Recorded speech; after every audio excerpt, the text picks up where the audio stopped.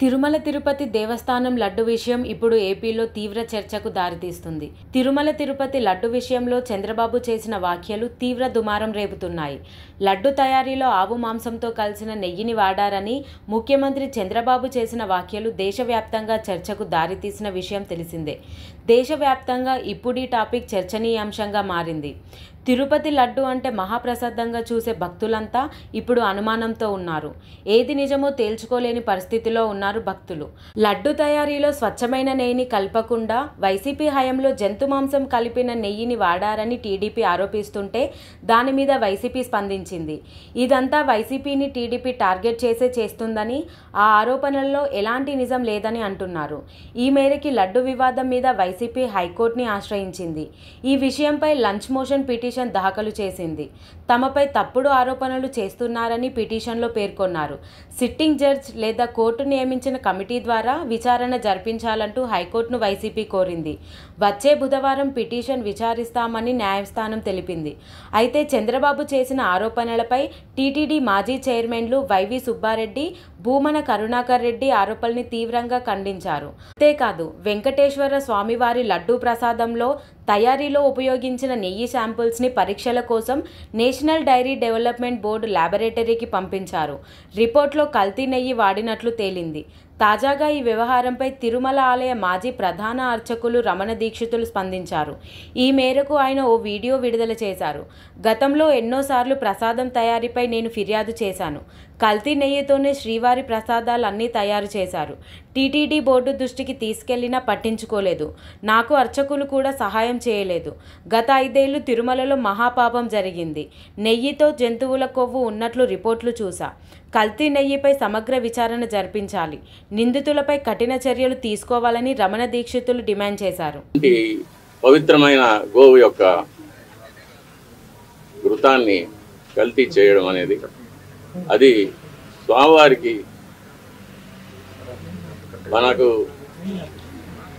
జీవితాన్ని ఇచ్చే స్వామివారికి ఇటువంటి అపచారం జరగడం అనేది చాలా విచారకరమైన విషయం. ఇవన్నీ చూసే పాపం కూడా మనం చేశామా అనిపిస్తుంది ఒక్కొక్కసారి. దీన్ని ఎన్నోసార్లు అప్పటి ఈఓ గారికి, చైర్మన్ గారికి దృష్టికి తీసుకెళ్ళి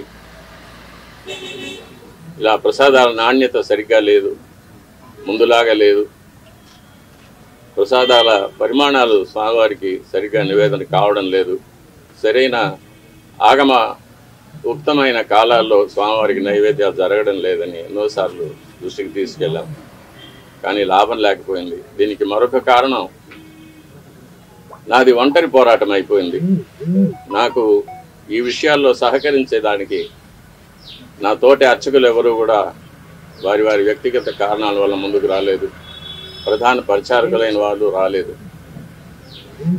కాబట్టి ఇది ఈ 5 ఏళ్ళు నిరభ్యంతరంగా ఈ మహాపాపం జరిగిపోయింది.